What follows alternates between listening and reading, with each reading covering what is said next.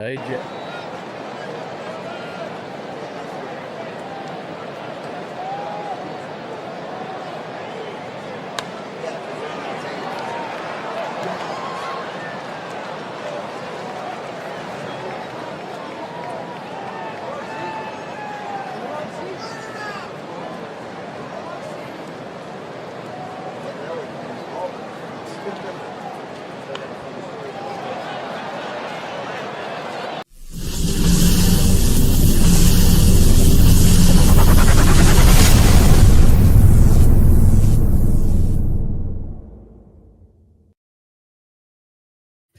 What is up, everyone, and welcome back to Across the Board, sponsored by MoneyBall Metrics. You have your normal Monday team here today. You have myself, AlphaDog Bets, here with my guy, JD, from Line Movers, and below us in the Heifer Dome, which the people have not seen.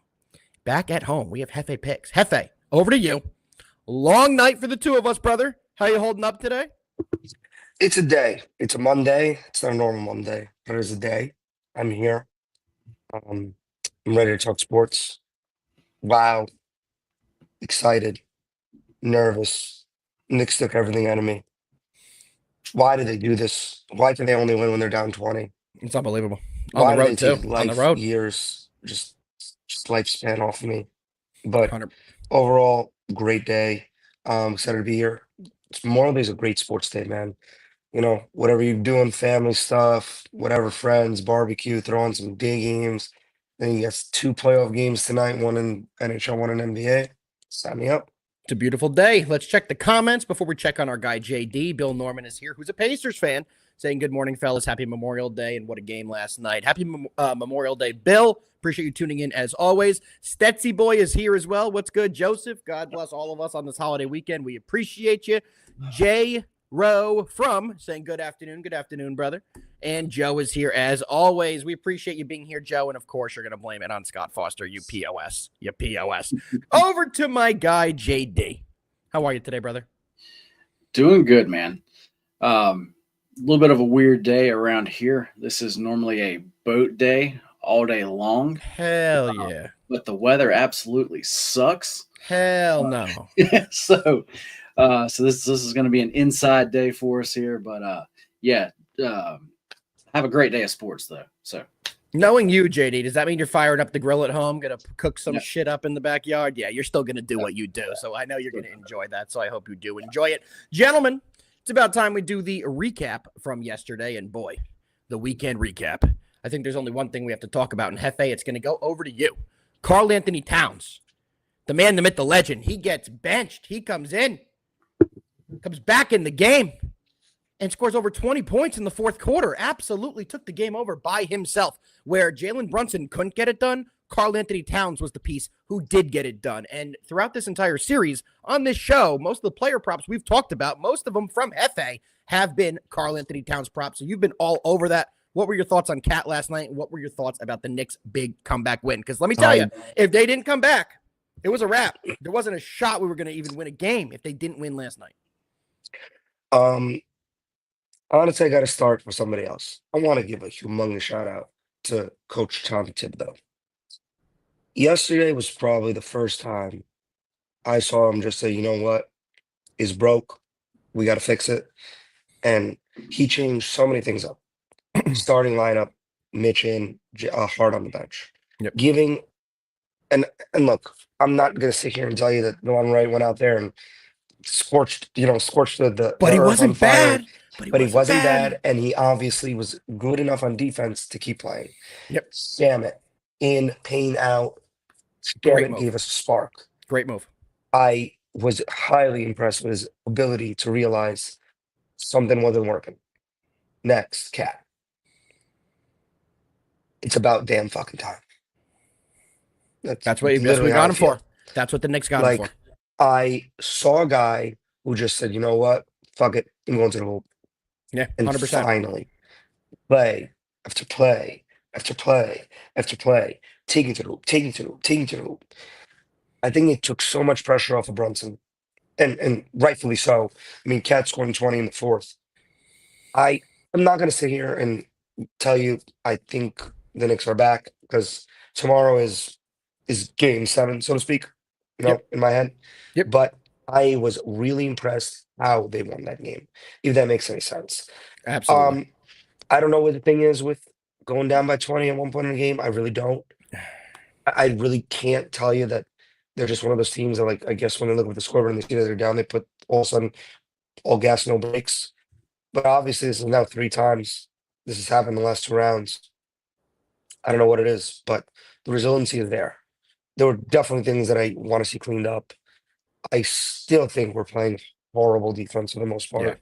Yep. And I think more than anything, we got pretty lucky last night that just in the 4th quarter, the Pacers just kind of stopped playing They basketball. played terribly. They played Like, terribly in the they fourth just stopped. They just the Knicks had every single chance to just keep coming back and coming back and coming back. They didn't put us away. That was the big takeaway. Yeah, they did not, couldn't put us away. and that's something that they've done over and over and over again, not just against us, against the Cavs too.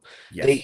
They really never took their foot off the gas, except for last night, where I feel like they just thought they had it in the bag.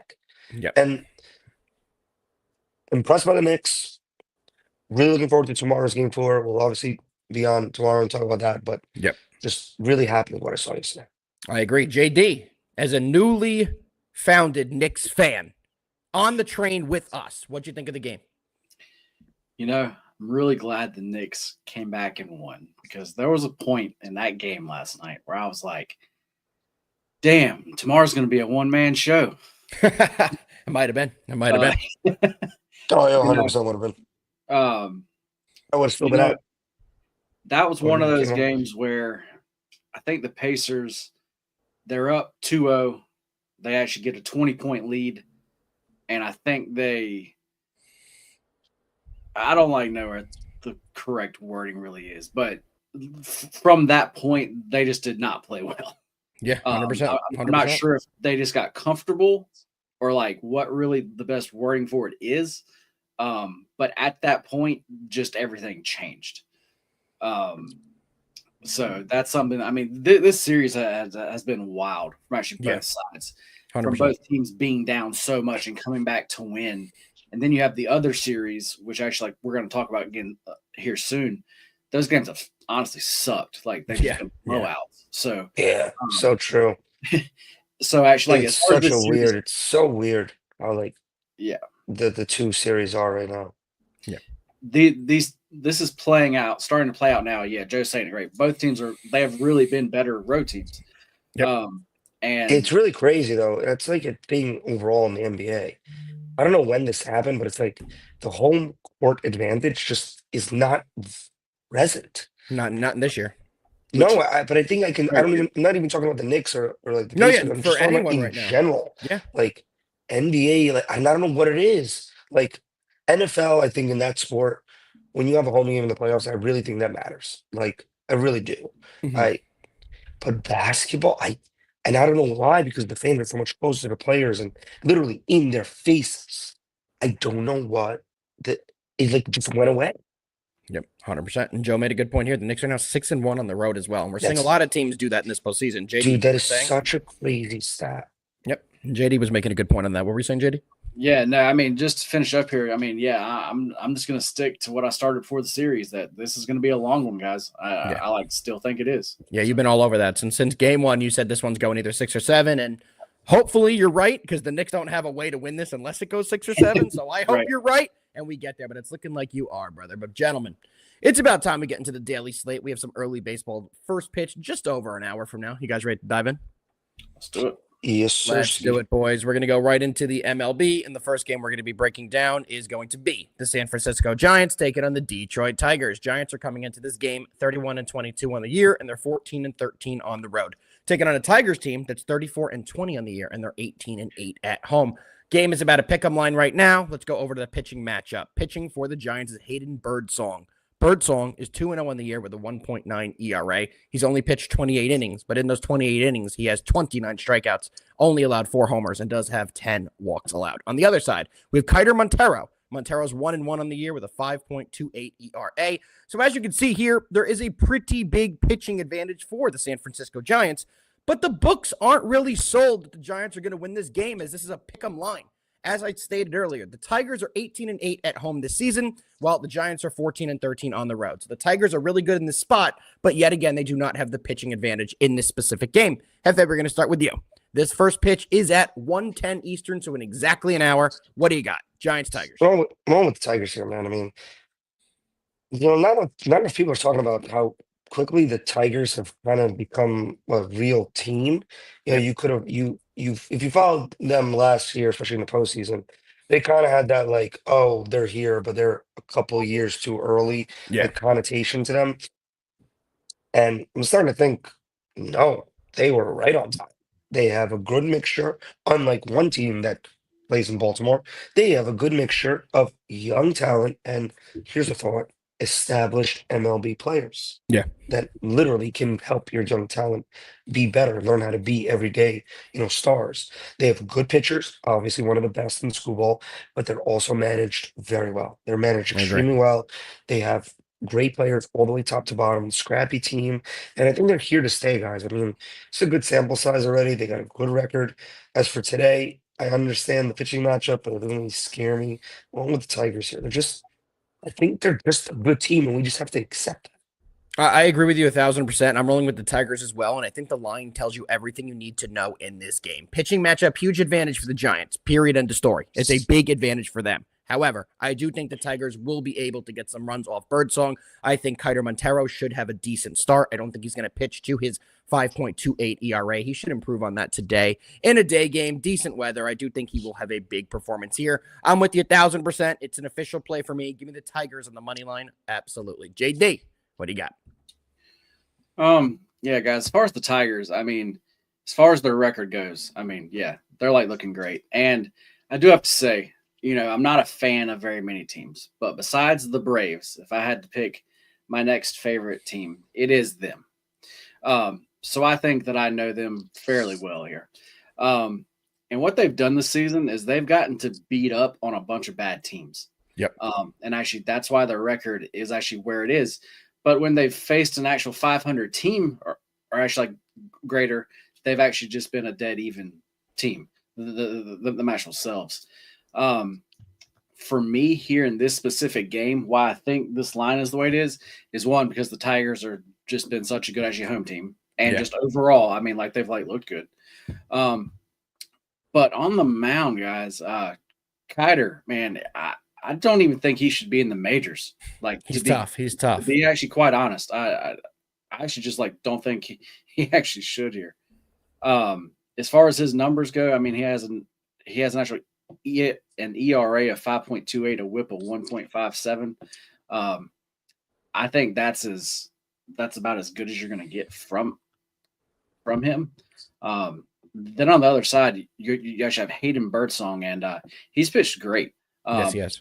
As far as starting, I believe he's only started actually one game, but actually like that was a great start. And actually then from the bullpen, he's been pitching great. I just think in the first 5 innings, guys, it's the Giants just have such a big edge. As far as the full game, I actually don't think that. I think it's a pretty even game, it's priced as a very even game. But in the first 5, I actually do think the Giants do have a big edge here. So I'm going to roll with the Giants on the first 5 money line. I respect it. One thing I want to add about Kiter Montero, he's been awful all year long. However, the Tigers have won 4 of his last 5 starts. So he hasn't pitched well at all, but the bats have showed up every time he starts. So I anticipate that to continue. Let's see them have a big performance here. All right, boys, let's roll it on to the second game we're going to today, which is my favorite play of the day. Just tweeted that out. I absolutely love one of the teams in this spot, and I'm sure a lot of you guys can figure out what that is. We're talking about the Cardinals taking on the Orioles. The Orioles are home, and they are 8-15 at home, while the Cardinals are 11-15 on the road. Pitching matchup, we got Eric Fetty. Fetty for the Cardinals is 3-3 on the year with a 3.7 ERA. He's been pretty solid this year, but pitching for the Orioles is Jefe's Gas Can of the Year candidate, Charlie Morton. Old man Chuck is 0-7 on the year with a 7.7 ERA and a 1.75 WHIP. I don't need to go into too many details about Uncle Charlie. He's been absolutely terrible this year. Jefe, I'm going to start with you. What do you like in this game? It's almost unconstitutional to throw out Charlie Morton on Memorial Day. what a spin in the face of America, honestly. I agree. This is interesting. The one thing that gives me trepidation here is obviously the line. Um, I get it as the Orioles are home, but when you look at Charlie Morton's numbers, his ERA, his record, the Orioles' record, what's going on with them should be a little more of an inflated number, in my opinion. Cardinals are sneakily having a pretty solid season when you consider the fact that to start this year they were trying to sell Nolan Arenado to anybody from Everyone. Shanghai to freaking Los Angeles, like literally anybody, just please take him. And now what has he done? Put himself together a pretty good start to the season, driven up his price probably to the point that the Cardinals can't even get rid of him now. So, but with that being said, I'm rolling with the Cards here. They should beat up on Charlie Morton. It's I don't know how many more chances Charlie Morton's going to get it going out on the mound, but it's starting to get embarrassing. Forget Yeah, about bad. they can't keep trotting him out there. JD, what do you like in this game?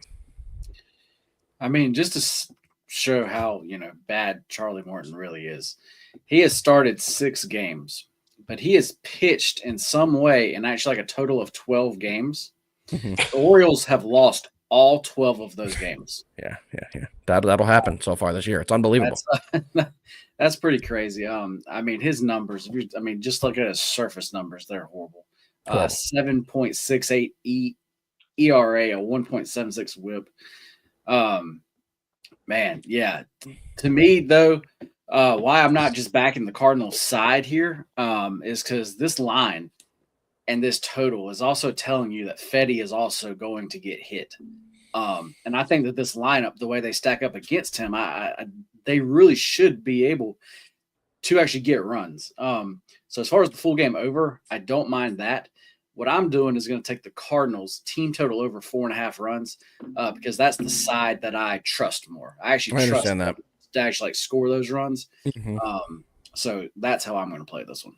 I like that. The team total guy is back in full effect. JD is going to slap another team total. All right, boys, we have one more baseball game. Then we're going to get into the NBA game. It's a fast show today. It's a holiday. We wanted to get you guys a short show, but we do know that everyone's got to get out to the barbecues and enjoy the day with their family. So we're going to get into the final MLB game of the day, which is going to be the New York Yankees taking on the LA Angels. Pitching for the Yankees, Ryan Yarbrough. Yarbrough has been an absolute surprise, at least to me. He was a long reliever. Signed to the Yankees to be a long reliever. He's been around the MLB forever, and he's never been exactly great. He doesn't have phenomenal stuff. He's a guy when, let's say you're down by 5 or 6 runs, you put him in there and he can eat innings for you. That's been the bulk of Yarbrough's work over the last couple of years. However, he's turned it around this year with the Yankees. Now that he's a starter, due to all the issues the Yankees have had with their starters, he's 1-0 on the year starting with a 3.3 ERA. Pretty decent numbers in 30 total innings. On the other side, for the Angels, we have Jack Kochanowicz. I butchered that, so I apologize if anyone knows how to say that. Let us know. But he's 3-5 on the year with a 5.03 ERA. His ERA is not good enough for me to know how to say his last name yet. I do apologize, but it's not quite there yet. This game is expensive if you want to take the Yankees, and there might be some value on the Angels. Jefe, do the Angels upset the Yanks tonight in LA, or are the Yankees going to get a big win out in LA? I think Yanks should be able to pull this one out, to be honest with you. You could take them on the run line. I'm comfortable with that. I've seen Yarbrough now for the Yanks probably watched about 2 of his games, and honestly, surprisingly, coming up clutch, pitching really well.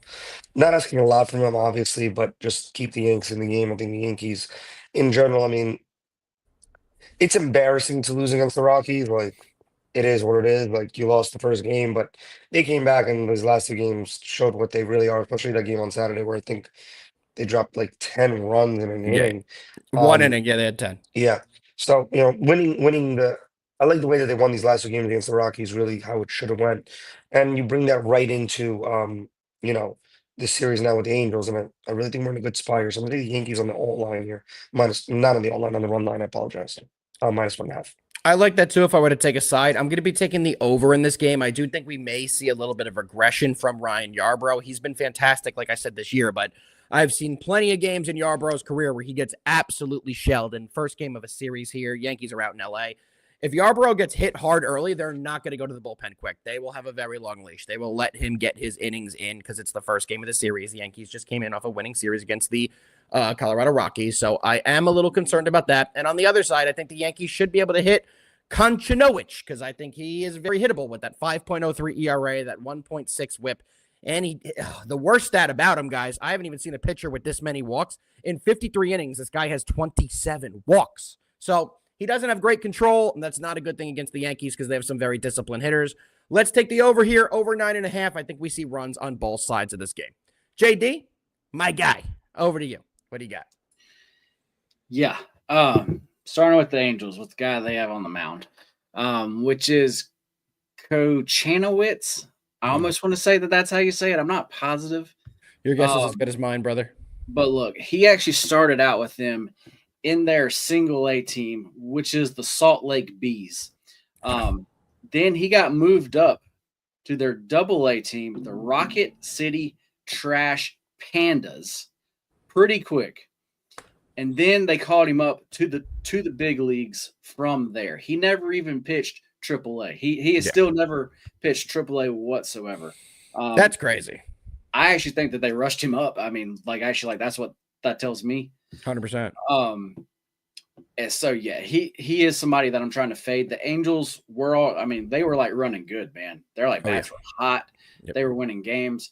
Well, this past weekend they finally cooled off. Yep. I know for a fact because Saturday I had a big play on their team total over. Unfortunate. Because that was a great matchup for them, and that's when they cooled off. That's how it goes, right? Yeah. But anyway, all I could look would be Yankees everything here, specifically Yankees team total over. I like that. Thing is, the books have this set at 5.5 runs here. It's so high. The books are on that, and also they are coming off of playing at actually Coors Field. Mm-hmm. Everybody knows that I don't like playing teams coming off that first game out of Coors Field. So for me, I have to pass, but it would have to be a Yankees everything there. And then that was the thing. It's a good line. Yeah. Makes I mean, sense. It makes total sense, right? So a little tidbit from JD. Make sure you guys always tuned in because you get some things out of JD that you're not going to get anywhere else. Some great information, some great tips on how to make your bets on the daily. All right, boys. It's about that time we dive into the final game of the day, which is going to be a little NBA action. You boys ready to dive in? Yes, sir. Let's do it. Final game of the day. We have the OKC Thunder taking on the Minnesota T-Wolves. And where the hell do we start with this game? You've known who's going to win this. Whoever's going to win the game in this series, you've known by halftime. The games have been decided by halftime every single time. Most recently, in the game on the 24th, so 2 days ago, the T-Wolves finally came out, dropped 143 points, and played a phenomenal game back home. JD, I'm going to start with you. What do you think is going to happen in this one? Do you like a team total? Do you like a side? Do you like a prop? Because this has been a very hard series to read. And to be honest, both NBA series, the Eastern Conference Finals and the Western Conference Finals, have both been very difficult to read. Yeah, to me, man, as far as game 3, that one shocked me. Yeah. That was wild. But tonight, what that means is we get to be able to have the chance to back this Thunder team at a very reasonable price. This is one of those teams where they're so good off of a loss, and they don't lose like back-to-back games. Like that's just like they don't. You're right. And to me, they are. I mean, like if you're looking at, especially like if you're looking at just playoff stats, even they are so far the better team. Like these teams aren't even close, and then they are coming off a game where they just, I don't even know what they did. They didn't even come out. Like they, I literally just don't even know. I mean, I think they pulled SGA like in like the third. Yeah, it was over. Yeah, like So guys, this is and then actually also the actual Thunder are a very good first half team. I think they've only not led in the first half. I'm the like number I just forgot, so I'm not going to throw out some random thing and I should be wrong. But anyway, they have been leading actually a whole lot this actually season through the first half. So I actually like them in the first half. I also actually like them full game. I have not decided how I'm going to play this because I really like them both. So as far as the Discord, get in there, guys, because whatever pick I do decide on this, I'm going to drop it in there. So make sure you are in there. Make sure you guys get in the Discord. Best community out there, best place to win some bets. For me, guys, it's OKC. I was on the T-Wolves the first 2 games of the series. And in this spot, JD, you put it perfectly. I do not believe they're going to lose 2 games in a row. If you do want, you can take the money line. It's a little weird that the line's a -3 and you can still get the money line at a -150. Usually it's a little bit higher priced when you can get that. Weird. So very weird, right? So I mean, I don't literally mind it. never see that. You never see that. So I don't mind a money line play because I do think the most realistic outcome in this game is the Thunder to win in some way or another. Don't care about how many points. I do think they're going to win. I'm still taking the -3 because I think they are good enough to cover that. They should get it within, 6 to 9 point win tonight in a minimum. And I do expect this team to come out a lot stronger than they did in the first game in Minnesota. They can't come out as flat as they did last time, or they will get run out of the gym yet again. And they have an MVP and SGA on the team. They have too much talent on this team to get run out of the gym again, and I think we see a much better performance out of the Oklahoma City Thunder tonight. So give me them on the -3. Definitely confident in this play. Jefe, what you got? I'm right there with you, man. I remember in the last series with the Nuggets, the Thunder had an off game. They came back and smacked around the Nuggets. The next game, this team is exceptionally coached. They might be young, but they know how to galvanize themselves, especially after getting embarrassed like they did in game 3. I would be shocked if the Timberwolves win this game. I don't know what else to say. It's a weird feeling. I know they're home, and I know they just literally won a game by 40. I just feel like it was an anomaly. I think you see a better game from the Thunder defensively, for sure. And I think for that to happen, we can't all just be on SGA. I say this all the time. I hate when teams just give it to one guy and he goes off, and it's really about the role players. And today I'm looking at Jalen Williams. Over-unders at 20.5 points, and that's what I'm looking at. I need him to looking at that over there. I think he has a good game. I think he plays a good Robin to SGA's Batman. I think together they take care of business against T-Wolves, and pretty much wrap this series up for what it's worth. Yeah, I feel the exact same way you do. JD, over to you. Yeah, man. Like I've already gone. Yeah. Do you have any props on this game, though? We haven't done our prop round yet. So does anybody have a prop? Well, yeah, Jalen Williams over 29 You have the points. Jalen Williams. JD, yeah, what is yours? I think he has to be the second best player on the Thunder. No doubt about it tonight. Do you think Randall, with his point prop going back down to 18.5, is someone worth playing? Because the first couple games was pretty high.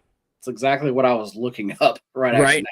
I had a feeling you were going to look at that. This may be the spot to go back to like him. I was thinking the same thing. I think Randall will have a much better game here, and I know I'm on OKC, but picking Randall's over on points doesn't mean they're going to win the game, so I'm with you. I actually do think that that's a very strong play here. Any other props from you guys before we get into best bets? We have just about 1,000 people who are rocking with us on Memorial Day. We appreciate every single one of you who is with us right now.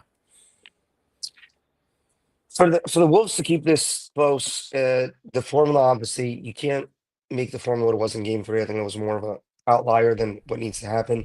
I really still believe that the Timberwolves' only way to keep these games close is by the others playing just way elevated basketball. Can't be on Ant. Has to be the DiVincenzo's, the Naz Reeds, the Randalls, the Conleys of the world, the Nikhil Alexanders, et cetera, et cetera, et cetera. Rudy Gobert is playing solid defense right now, and I think he's doing a good job. But really, it's about the shot making for the Timberwolves, right? That's really what it comes down to. Yeah, Joe, I actually was looking at that. It's so disrespectfully low that I respectfully cannot take it. I couldn't agree more. Yeah. I would not touch that fucking bet with a 10. It's so disrespectfully low that out of respect for my personal mental health, I am not going to take that because I will not be screaming at my TV rooting for Rudy Gobert to score 7 points. Yeah, he's going to get fouled and brick like 8 free throws in a row, and you're going to go absolutely crazy. Rudy's a guy I do not like having points props on because he is just he is one of the worst offensive players. Let's be honest. The only way what a shitty way to watch a basketball game. If a defender gets out of position and he gets an offensive rebound, he can lay it in, sure. But you're not dumping it down to Rudy Gobert and watching him get into his low post moves. That's just not happening with him. So, not a big fan of that one, Joe, to be honest with you. But I think there's some value on some of the other props we went over today. All right, boys. Well, that's going to do it for our breakdown. But as you know, we still have our best bets for today, Monday, May 26th. And let's dive right in. Jefe, what you got? Guys, keeping it simple today. I want everybody to get out there, enjoy Memorial Day. There's no better way to enjoy Memorial Day than with a nice cold brew, maybe a dog, maybe a burger, and watching my best bet, the Cardinals of St. Louis, get us a win and put some money in the bank. Cardinals money line, my absolute best bet today. Same with me. I only got one of them. Cardinals money line, best bet today. Take it to the bank. JD, my guy, close us out. Do what you do. Yep. I also have one, and it is coming up soon, guys, at 1:10 Eastern. Let's go ahead and jump on those Giants in the first 5. Let's go ahead and get in and get out and get this money, and everybody have a great day. Get in and get out. Get in, get out, and get your money. Love the sound of that, JD. Well, fellas, it's been a fantastic show, as it always is with the boys. As always, we will be back tomorrow. You know where you can find us. Noon, right here, breaking down the daily slate. You can see the best bets graphic on the screen now. As I stated earlier, I'm on the Cardinals, so is Jefe, and JD's best bet is the Giants' first 5 money line. Guys, it's been an absolute blast. Tomorrow is another Knicks game day. So you know this show is going to be absolutely rocking. Jefe, I know you got some big plans today. Happy birthday to your mother. Wish her a happy birthday from everyone out there. Yep. Any parting words for the people before we get the hell out of here today? No, man. Love days like today, man. Hang out with fam, relax. It's a Monday, but it does not feel like a Monday. Enjoy it, whichever way you like, but be safe. And 100%. remember, tomorrow the season is on the fucking line. 100%. JD, do what you do and get us the fuck out of here. Jefe was so right. It does not feel like a Monday, and that's why that best bets graphic said Friday. That's okay. But Nobody saw that. It is. It is Monday though, but yeah, everybody have a fun day, and everybody stay safe out there if you're doing the whole, everything. But yeah, guys, let's fucking win. Let's fucking win. We'll see you guys tomorrow. Same time, Peace. same place. Peace.